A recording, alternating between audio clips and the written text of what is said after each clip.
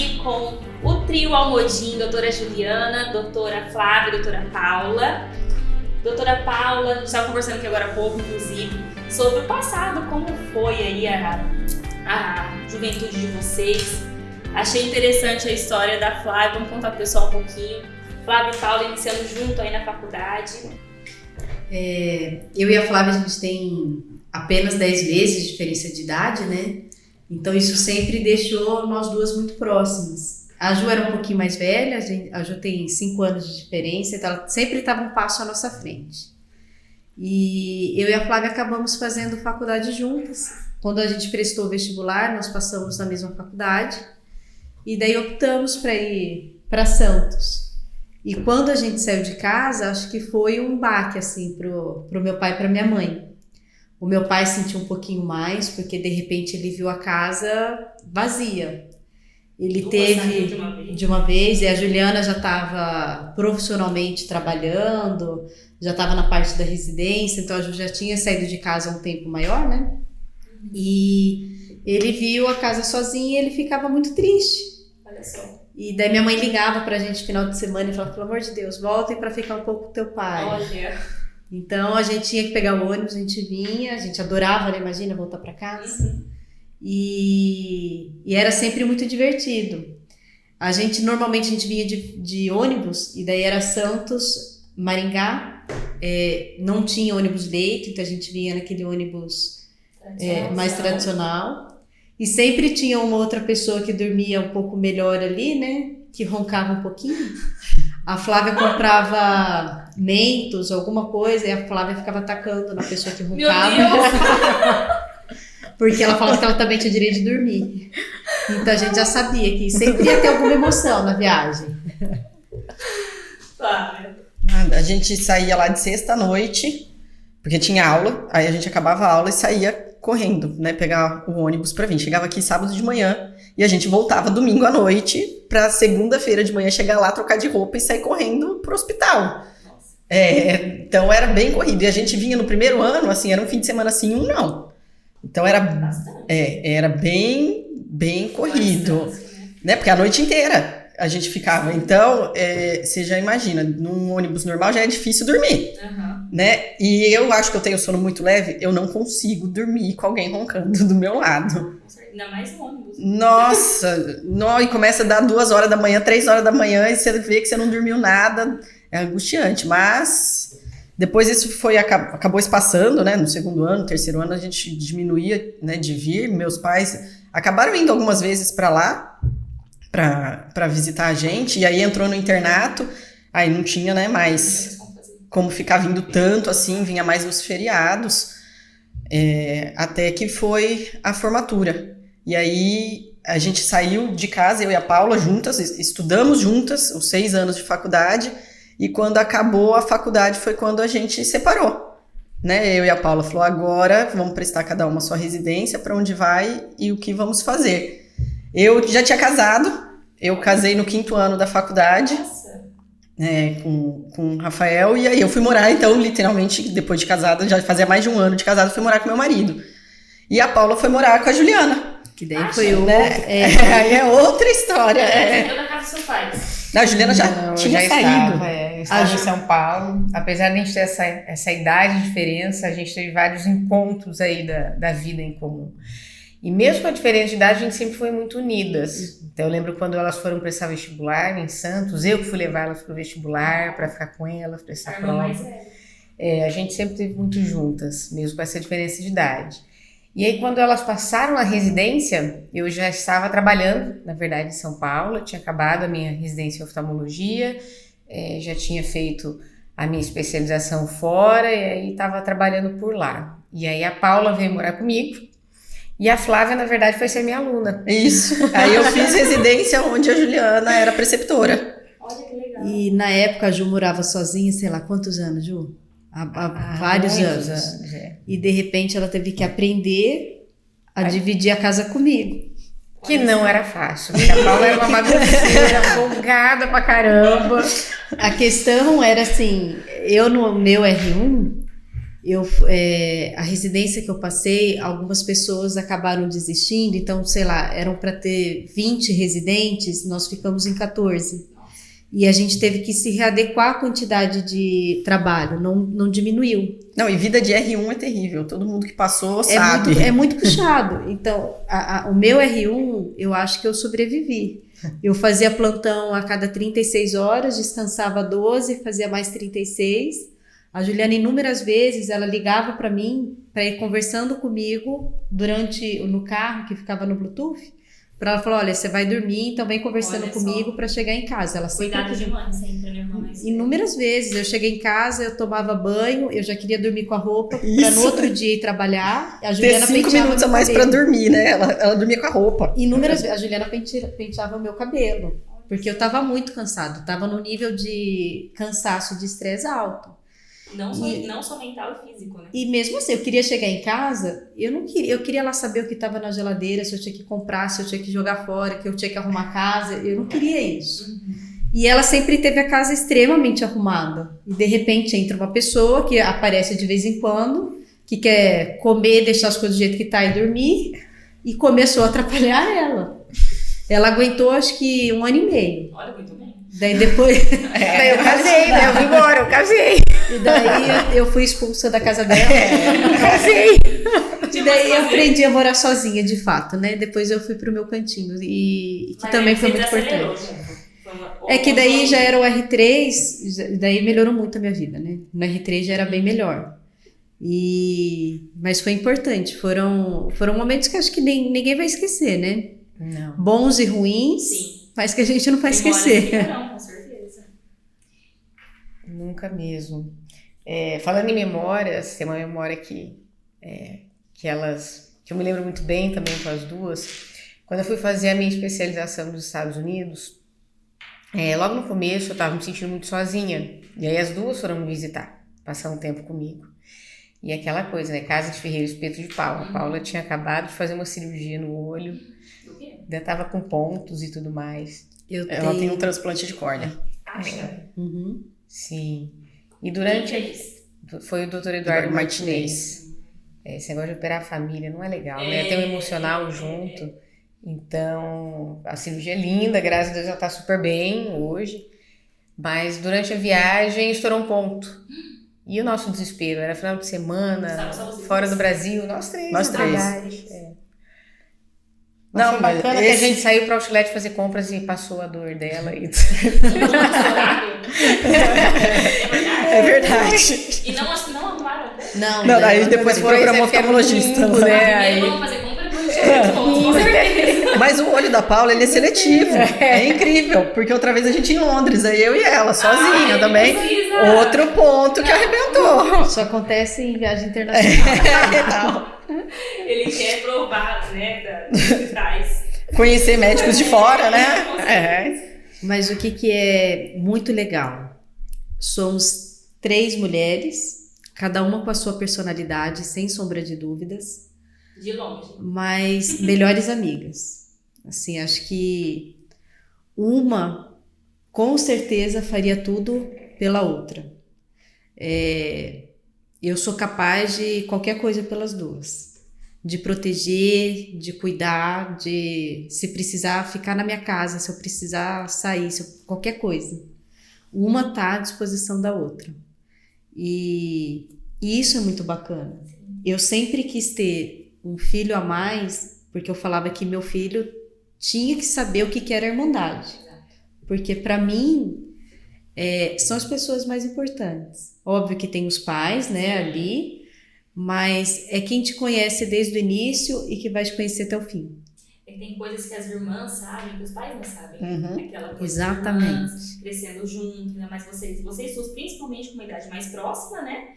E a Juliana pegou ali, acabou pegando aquela função de mãe, ajudando, de proteção sempre. E vivendo, crescendo juntas, né? Mas incrível que de vez em quando eu tô no lugar de filha também. De vez em quando elas me dão uns puxões de orelha, sabe? Uma chamada. Isso! Não tem mais essa de mais velha, mais nova. Depois que cresce... Fica tudo igual. Foi exatamente isso. Quando nós tínhamos 18 anos mais ou menos, a Ju era aquela que ia apresentando as coisas pra gente, né? Sim. A Ju é que levava a gente pro carnaval à noite, que levava e buscava a gente nas festas, que era a irmã que fazia todo esse papel. Depois foi igualando. Então, assim, no meu casamento, eu lembro delas o tempo inteiro, vendo o vestido comigo, falando, isso aqui tá bom, isso aqui não tá bom, vamos melhorar tal coisa. E até hoje é assim. E a sinceridade que tem, né? Exatamente. A gente fala assim, tem amigos que é melhor que irmão, só que nada como a sinceridade do irmão, né? Você até sabe quando a pessoa não tá legal, não tá, se tá mentindo ou se tá falando a É verdade. verdade, é verdade. Aquela coisa, uma olhada, você já sabe, interpreta a pessoa, né? E é convivência, né? Anos, enfim, desde que nasceu. Sobre quando, assim, é uma curiosidade, né, que nós temos. A Juliana foi mãe primeiro. Sim. E como foi isso? Sim, nossa, foi assim. Eu acabei engravidando um pouco tarde, engravidei aos 35 anos. E até hoje eu lembro uma frase que eu estava saindo com uma viagem internacional com meu ex-marido. Meu pai falou: olha, se você não voltar grávida, quando você voltar, eu e a Paula vamos fazer um bebê, porque você está entrando em gravidez de risco. E aí na viagem eu descobri que estava grávida, foi maravilhoso. Na viagem você descobriu. Descobri que estava grávida na viagem. E quanto tempo levou essa viagem pra descobrir? Foi um mês. Na verdade, eu já estava grávida, eu não Saiu sabia. grávida daqui. E ela só Exato. contou Descobriu quando lá. voltou. Eu Ela só não contei contou. Ela não contou durante a viagem. E seu pai? Nossa, quando eu voltei, eu comprei um sapatinho branquinho e aí embrulhei numa caixa linda. Falei: olha, eu trouxe um presente da viagem pra vocês. E aí dei de presente. Fiz a mesma coisa. Trouxe... Fiz a mesma coisa com a Flávia, com a Paula. Mas a única que entendeu na hora foi a Paula. O pai e a mãe não entenderam nada, a Flávia também não. E... Tem vídeo disso? Não tem vídeo. É mesmo, Não né? fizemos, não tem foto. Foi uma coisa tão... Bem isso. né, não tivemos. E a Quantos Paula anos sua já... filha tem hoje? A Luísa tá com 8. E a Paula sempre enchia muito o saco que queria um sobrinho, uma sobrinha. Então, quando eu contei, ela foi assim, a mega eufórica da família. E aí eu tive, assim, a grande sorte. Ela fez todo o meu pré-natal. Olha só. Cuidou de mim do começo ao fim. Fez a minha cesárea. E é madrinha da Luísa hoje. E eu sou a Dinda da Lulu. E a Lu foi o nosso primeiro grande presente da família, né? A Lu modificou muita coisa na nossa família. E foi quem despertou a maternidade em mim. Porque eu tentei e tento ser uma madrinha presente. Então a Lu tinha tudo na minha casa. Ela tinha o berço em casa, ela tinha uma madeira dela em casa. A Ju precisou ir viajar com 4 meses da Luísa. Ela ficou comigo e com meu marido uma semana inteira. Detalhe, na sua lua de mel. Na minha lua de mel. Eu voltei da lua de mel e 4 fiquei com a Lu. meses. 4 Gente, meu bebê meses. tem 5 meses e ele fica comigo onde eu vou. Imagina. Ela deixou uma semana. E a Lu dormia direto em casa. E ela despertou todo o lado materno, veio muito forte com a Luísa. E quando eu engravidei ainda falava, será que eu vou amar outro serzinho igual eu amo essa menina? Porque não é possível, porque é muito amor, né, para uma criança. E daí vieram os outros O desafios. amor do sobrinho, ele É muito diferente, intenso. né? É muito intenso. Eu fui muito privilegiada, porque eu sou madrinha da Lu, eu sou madrinha da Bela e eu sou madrinha do Lucas. Olha só. Então eu sou muito abençoada. Eu tive muita sorte. E a Bela e o Lucas foram presentes de Deus, assim. Se a Flávia puder falar da caminhada dela na maternidade, eu acho que é relato de que Deus está sempre do nosso lado. E esses 2 serzinhos são a prova disso. E depois da Ju... Foi a Paula. Foi Daí você. fui eu. Eu também tive... Então, você falando agora assim que despertou. Aí você começou a tentar. Comecei a tentar engravidar e eu vi que estava um pouco difícil. Eu engravidei espontaneamente, mas a gravidez não evoluiu. Eu sofri muito naquele momento, foi muito difícil. E a caminhada estava começando a ficar um pouco mais pesada e a gente acabou fazendo o tratamento de fertilização in vitro. Graças a Deus, o meu filho veio na primeira tentativa. Então foi uma criança extremamente desejada, extremamente amada. Uma gravidez que evoluiu de uma forma um pouco inesperada, porque ao final ele nasceu um pouquinho prematuro, de 35 semanas. Pesou um pouquinho a menos, 2,2 kg. Graças a Deus não foi entubado, não foi nada, mas mudou toda a minha vida. Me fez olhar de uma forma diferente. Você viu que você ia amar assim ele. É um amor. Não, a minha mãe sempre que você tinha já não tinha mais. A minha mãe sempre falava uma frase pra gente de que amor de filho é diferente, mas é igual. E eu sempre questionava ela, né? Como que é diferente, é igual? É impossível isso. E hoje eu compreendo. Sim. Cada filho você ama de uma forma diferente, mas na mesma intensidade. Sim. Mas com sensações diferentes, Exato. né? E a Luísa, o Dudu, a Bela, o Lucas, a Gabi, todos eles. É um amor igual, mas diferente. Que hoje eu consigo compreender. Hoje você entende. Hoje eu consigo compreender. E depois, aí você engravidou Dudu. Depois Daí veio a você Belinha dos Lucas. gêmeos. Isso. E depois você A Gabi. voltou com a Gabi. Isso. Daí agora vamos nessa ordem. Daí a Flávia com a Belinha e o Lucas. Quando eu vim pra Maringá, eu já estava casada já fazia bastante tempo. Você tá morando aonde?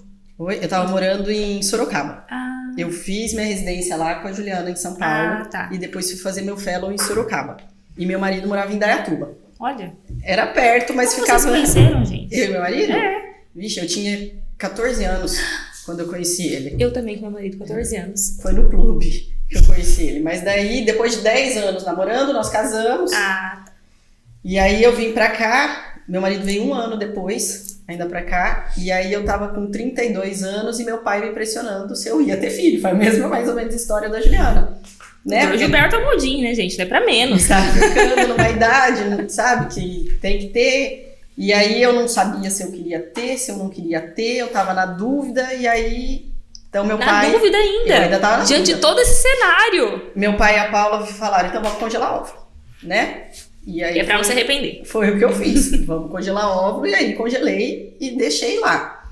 E de 1 ano depois eu fui repetir meus exames e meus exames tinham piorado muito. A Paula falou, caiu muito, né, a sua fertilidade e tudo mais e tem que resolver se você quer ou não quer ter filho. E quem, né, me abriu muito o olho foi uma tia da minha mãe, que é a tia Elô. É uma pessoa que é próxima da família.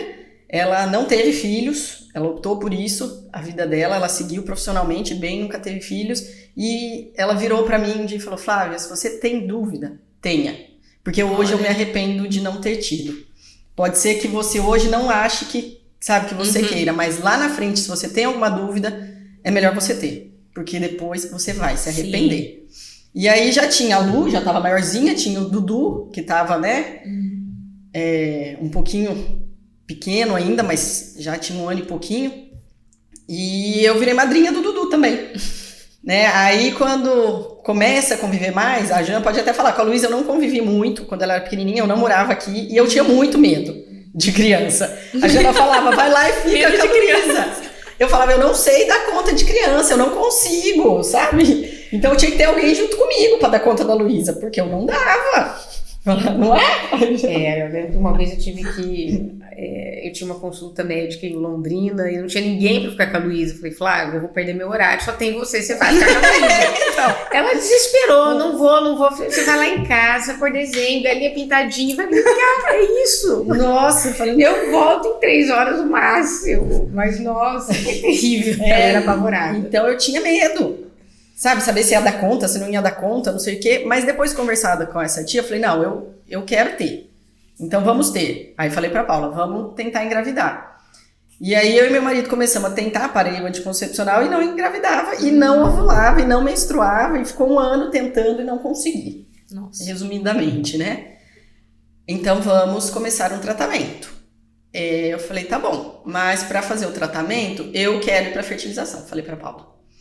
A Paula falou ainda, você não precisa. Eu falei, eu quero porque eu não quero ter gêmeos. Eu quero ter um filho. Foi bem assim, eu queria um filho, eu tava feliz com um filho. Meu marido sempre quis 2. Eu falei, não, A eu quero ironia, né, Ai, gente? o Rafael brincava, ele falava, eu vou ter 2 filhos. Ela falava, não, Eu vou ter um, e eu acabou. falava. Ele falou mesmo no dia da gravação do Dia dos Pais. Ele falou então, sobre eu falava, eu dois. vou ter um. E eu Mas quero... você não queria ter gêmeos ou você não queria ter 2 gestações? Não, um filho pra mim era suficiente. Independente se era uma gestação, se era... Sim, eu queria ter um filho, né? E aí eu falei pra Paula, eu vou pra fertilização porque eu não quero ter gêmeos. E a Paula falou, olha, é um processo mais difícil e você não precisa passar por isso. Eu falei, mas a chance é menor? É, que a gente tem mais controle. Eu falei, então nós vamos nessa. Deixa eu só Você fazer... tem mais controle? É, porque assim, na fertilização, você pode colocar um embrião na transferência. Isso. Se você induz a ovulação para a mulher ter relação em casa, ou fazer uma inseminação, que é colocar o espermatozoide dentro do útero, você estimula. Se ela vai ter lá 3 folículos, 3 óvulos, aumenta a chance da gemelaridade. Então, na fertilização, você tem esse controle. Eu vou transferir um embrião, não vou transferir 2, entendeu? Nossa. Aí eu falei, então, vamos nisso. Só que eu acho que ingênua e não sabia, né, o quanto difícil é esse caminho, porque não é fácil mesmo, é muita medicação. Eu tive que tomar bastante porque eu não respondia, né, bem as medicações. E aí fazia exame, foi todo o processo e eu engravidei. Engravidei de 1. E aí a gente já tinha uma viagem marcada, nós fomos viajar, eu, meu pai e minha mãe e a Juliana, que era um congresso de oftalmologia. Em São Paulo. Não, nos Estados Unidos. A gente estava nos Estados Unidos. E aí eu fiz o exame de gravidez lá, que deu positivo. Eu pensei que você já estava na outra parte. Não. E aí, lá nos Estados Unidos, eu comecei a ter sangramento. Eu ligava para Paula aqui, falava com meu pai lá. Até que nós voltamos e continuaram sangramentos, e eu acabei perdendo. Né? Com 10 semanas. Com 10 semanas. Parou o batimento cardíaco, a gente estava em outro congresso em São Paulo. E foi muito triste, foi muito dolorido. E não só para mim, para Paula também. Porque ela teve que tirar. Nossa. Você já tinha o bebê, né? Era formado. Tava com 10 semanas, já tava formadinho. Foi uma experiência bem difícil. Pra você fazer ali todo o foi procedimento. Pra todo mundo, porque foi algo muito desejado. Sim.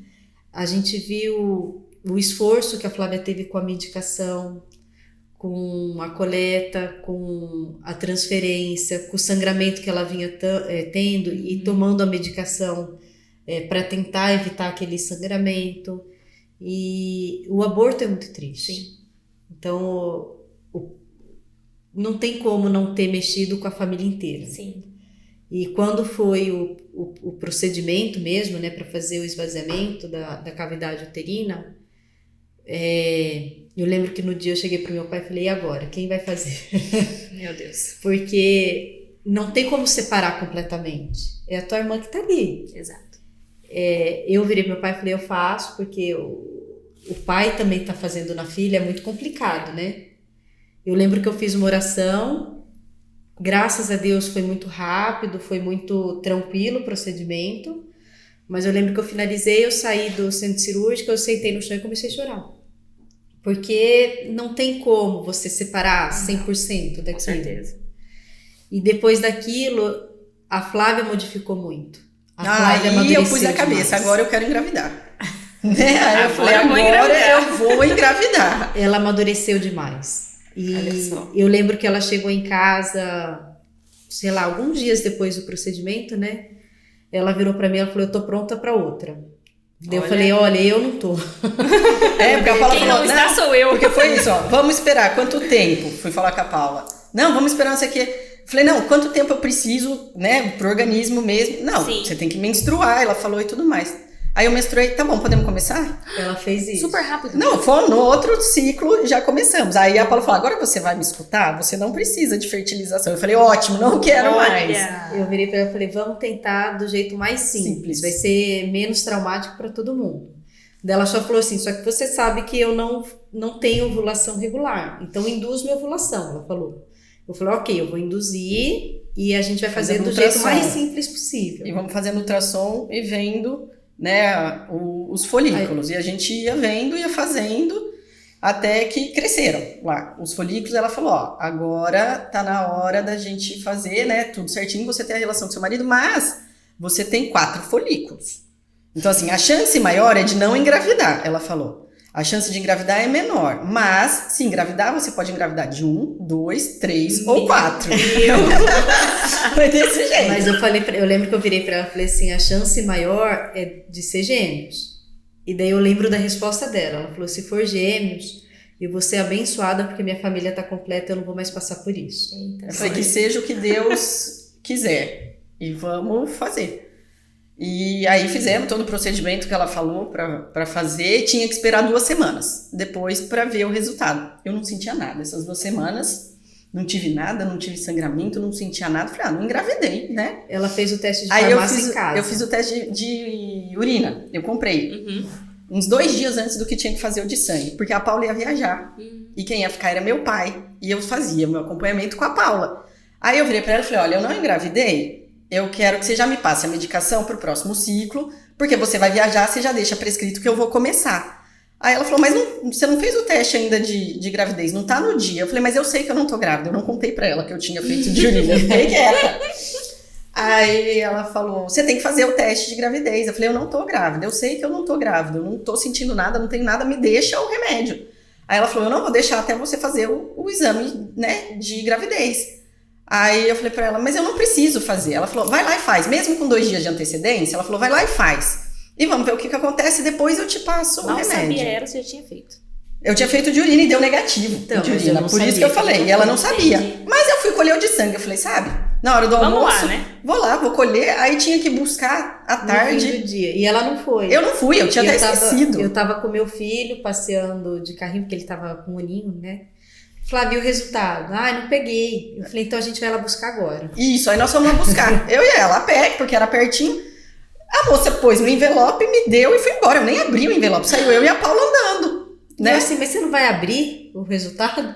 Dela não, eu falei, daqui que eu abro. Daí eu abri, tava positivo. Tinha dado 120 e pouco, alguma coisa assim. Aí ela olhou assim pra mim, você tá grávida? Eu, oi? Né? Tipo, oi? Como assim? Ela, olha aqui. Eu falei, não, tá errado. Ela, lógico que não, olha o exame, tá Meu positivo. Deus. Você tá grávida. Aí você para, no meio da rua, né? Eu olhando pra ela, aí abraça, né? Sim. Fica feliz e tudo mais. Só que veio um beta positivo, mas num valor baixo. Porque ela tinha feito antes. Antes. Aí a Paula falou, espera 48 horas e você repete, né? O exame pra ver. Aí esperei as 48 horas e Não repeti. falou pra ninguém. Não, falei com meu marido, já tinha falado, isso aí sim. Mas 48 horas aumentou assim, absurdamente Em vez o de valor. dobrar, quase quadruplicou. Aí a Paula olhou assim pra mim e falou, parabéns, você tá mesmo grávida e são gêmeos. Só um Eu falei que eu achava que eram gêmeos. Deve ser gêmeos. Aí tinha que esperar mais uns dias e fazer ultrassom. Aí meu marido foi junto fazer ultrassom. A hora que ela, né, colocou o ultrassom, aí meu marido já viu que era... Nossa, ele começou a pular, ele começou a maior felicidade da vida lá do meu marido. E eu tava lá, assim, né? Porque ela nunca quis, Deus deu a oportunidade. Certeza? de precisar, né? Né? Certeza? Certeza. Olha aqui, aí a Paula aqui tá vendo o outro e tudo mais. Aí pegou o coraçãozinho, são 2. E a surpresa. Então. Na hora, meu Deus. E aí foi desenvolvendo, foi indo tudo bem. E meu marido sempre quis uma menina. Ele queria uma menina. E em um dos ultrassons que a gente tinha feito, a gente já tinha visto o Lucas, que era menino. Então eu sabia que eu tinha um menino, eu não sabia outra. E meu marido falava, se vierem 2 meninos, você vai engravidar de novo. Porque eu quero uma menina. A pressão. Nossa, até que foi o chá revelação e tinha uma menina. Ai, que legal. Aí foi a felicidade, foi o que a Paula falou, a família tá completa, já tem um Sim. menino, já tem uma menina, foi indo tudo bem, foi evoluindo bem, até que o Lucas rompeu a bolsa e quis nascer com 31 semanas. Ah, mas peraí, volta pra contar essa história que é interessante. Como é que você descobriu que tava em trabalho de parto? Vixe. Você tava com muita dor nas costas. Eu comecei a ter, no fim do ano, eu começava a ter muita dor nas costas, muita, e eu não conseguia mais dormir, eu não deitava, eu sentava assim no sofá pra trás e dormia sentada, literalmente. Meus pés inchados, eu tinha que usar meia compressiva, eu tinha muita dor. E virou o ano, eu parei de trabalhar, né? Era o Dr. Celso que estava acompanhando o finalzinho ali do pré-natal. E ele falou pra eu parar de trabalhar, ficar em repouso, e eu tinha que tomar sol e pra fazer alguma coisa de atividade física eu tava fazendo na piscina, né? E caminhada e tudo mais. Então um dia eu fui na piscina do prédio dos meus pais, que é lá no topo, tem a piscina, era dia de semana, era uma quarta-feira. Quarta-feira. Sozinha. Sozinha, não tinha ninguém. Então eu fui nos meus pais, fui lá na piscina e comecei a andar dentro da piscina de um lado pro outro. Aí eu senti uma coisa estranha, falei, ué, eu não fiz xixi, né? Começou a vazar líquido, falei, tem alguma coisa errada. Falei, como eu usava progesterona, eu achei que era da progesterona e continuei, daqui a pouco de novo. Uma terceira vez eu saí da piscina. Eu falei, vou pra casa dos meus pais, eu tava sozinha. A hora que eu entrei no elevador, molhou Estourou. tudo, mas molhou o elevador inteiro e não parava de molhar. Aí, em vez de ligar pra alguém, eu ainda tomei banho. Meu Deus! Aí eu liguei pra Paula, eu falei, onde você tá? Né? Aí a Paula, aconteceu alguma coisa? Eu falei, tem alguma Então. coisa estranha. Tá vazando água, mas sabe quando você é inocente? Aí a Paula, você tá onde? Eu falei, tô aqui no pai e na mãe. E no meu pai e na minha mãe não tinha ninguém, nem empregado, não tinha ninguém. Tava só... A Paula, eu tô chegando. O desespero. Aí ela chegou, aí molhou o carro dela inteiro, ela me levou pra clínica. A hora que ela foi fazer o exame, ela falou, não precisa nem fazer, estourou a bolsa, vamos embora. Aí fomos fazer ultrassom com o Leandro e cardiotólogo, falou, ó, tá tudo bem, o coraçãozinho tá batendo, né, tá tudo certinho, mas liga pro Celso e vamos pra Santa Casa. Nós fomos pra Santa Casa. A Paula liga pro meu marido. Meu marido, a hora que viu o telefone com o nome da Paula, falou, ferrou, ela nunca me liga. Aconteceu alguma coisa. A Paula virou pra ele, Rafa, tudo bem? Ele, tudo bem você, né? Por que você tá me ligando? Eu que te pergunto. Então, né? A Flávia foi pra Santa Casa, tá em trabalho de parto lá, rompeu a bolsa. Meu marido saiu correndo, meu marido tinha operado o pé, tava de muleta, sabe? A hora que chegou lá, que ele viu que a gente tava indo pro centro cirúrgico, largou a muleta, saiu correndo com o pé operado do jeito que tava. E na hora que tava lá no hospital, ainda ficou pensando se eu ia ficar internada ou se ia, né, pra tentar segurar mais uma semana, porque era muito prematuro, de 31 semanas. Mas o Lucas quis nascer. Aí começou a ter contração e falou, vamos embora, vai ter que nascer mesmo. E aí nasceram os dois pequenininhos. O Lucas nasceu com 1,520, a Isabela nasceu com 1,470 e foram pra UTI. E vida de UTI, Meu Deus. não é fácil. Não. Aí entubaram, né? Todo o cuidado que eles precisaram, eles tiveram, perderam peso, chegaram próximo de 1 quilo. Eles ficaram na UTI 20 dias. Depois a gente ficou no hospital mais 20 dias com eles. A gente literalmente se mudou Sim. para o hospital, eu e o Rafael. Então eu dormia na cama, os bebês estavam no berço e o Rafael dormia num colchão no chão, num colchonete, de acampar no chão. Então era uma vida de tirar leite, eles não podiam pegar o peito, porque não tinha peso nem força para fazer isso, era na seringuinha, a cada 3 horas eu ficava tirando e passando na seringuinha.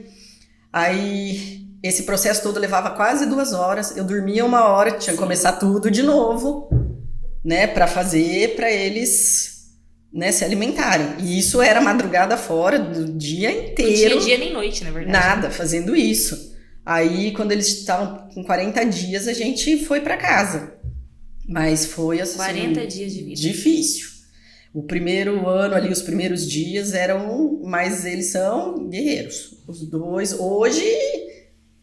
Esquece, prematuridade Sim, passou, aham. acompanhou. Passou longe, né? Porque você vê. evoluíram. Estão super ativos, serelepes, né? Graças a Deus. E tudo mais.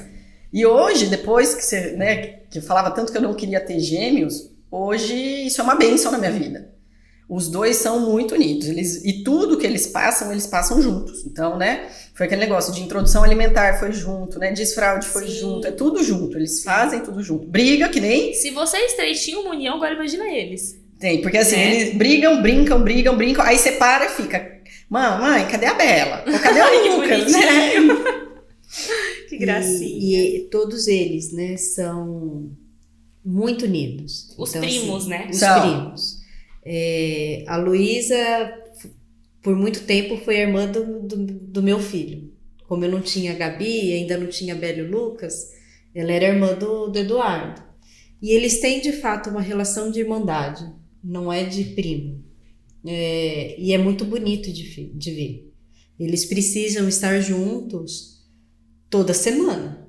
Eles pedem um pelo outro. Então, foi estendendo, né, a nossa união para dos nossos filhos. E que seja sempre assim. Sim. E é muito legal ver eles juntos. Vira bagunça, né?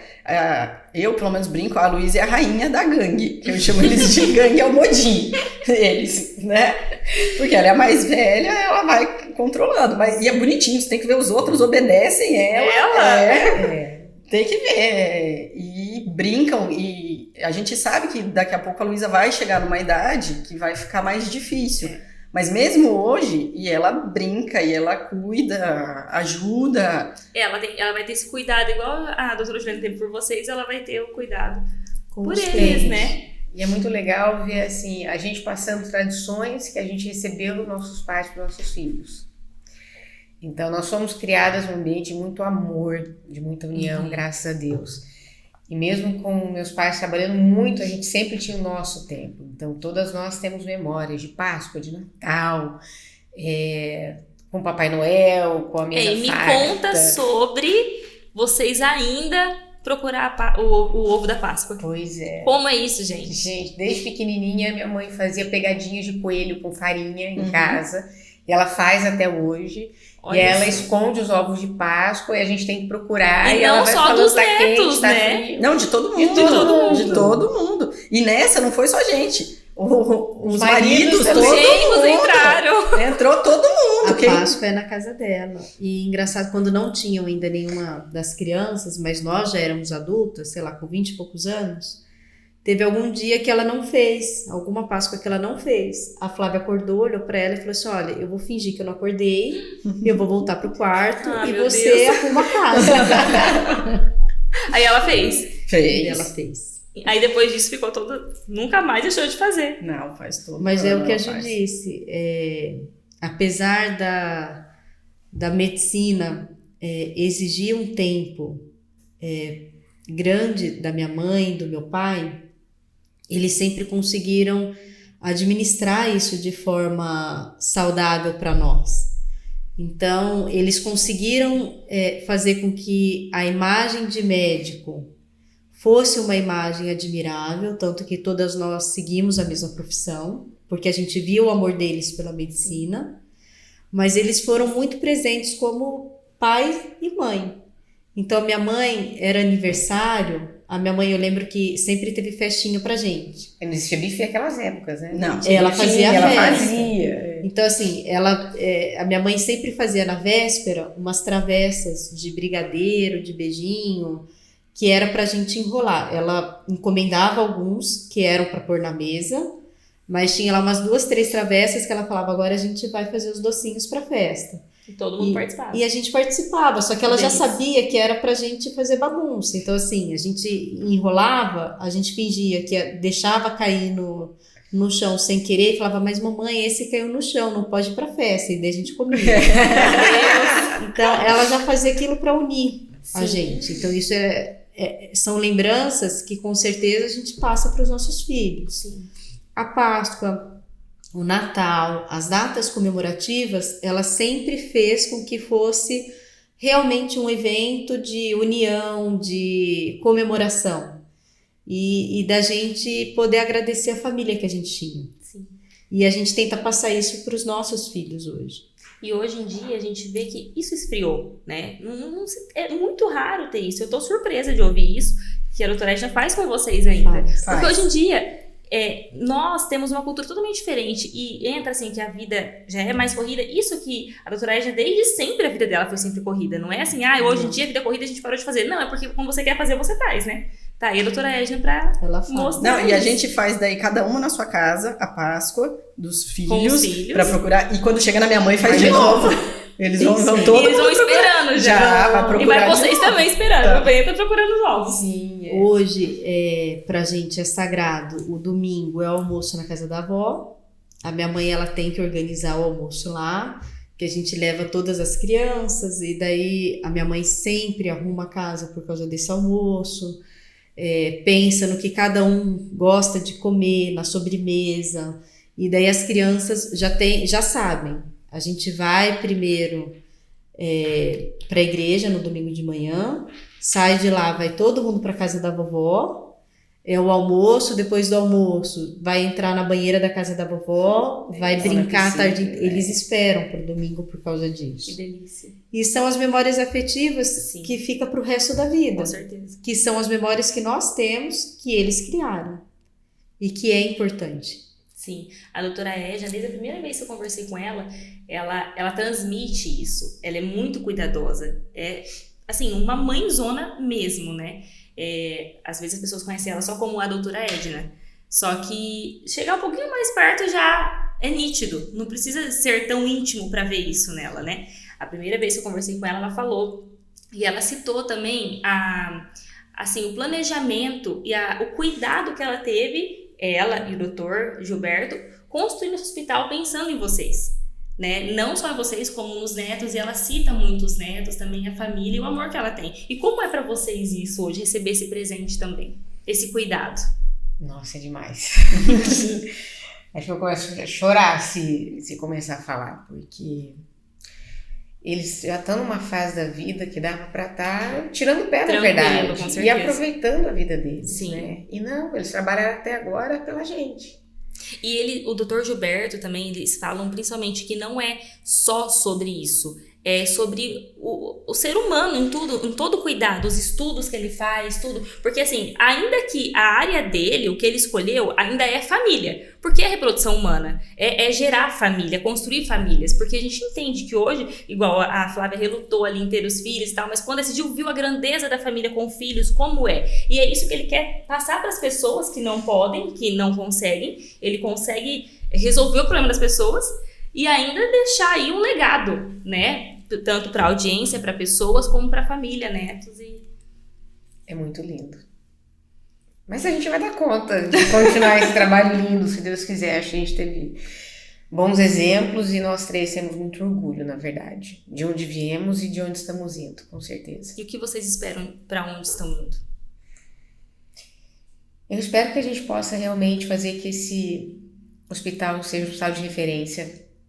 Ajudar muita gente. Eu espero que a gente possa ajudar muitas pessoas. A gente, como médicas, isso é uma missão, não é um trabalho. Então, você poder ajudar uma pessoa a voltar a enxergar, você poder ajudar uma pessoa a ter o sonho de uma gravidez, isso é muito especial, é muito grandioso. É uma coisa vai além especial. Da vaidade. Exato. E a gente valoriza muito. A gente sabe que Deus está do nosso lado e isso é um dom e a gente espera realmente poder ajudar muitas pessoas à nossa volta. É nítido que vocês são ferramentas, mesmo instrumentos de Deus para colaborar com as pessoas voltar a enxergar, recuperar uma visão e construir uma família, o sonho de uma gestação. Fora a confiança que o paciente deixa na gente, né? Isso é uma coisa linda.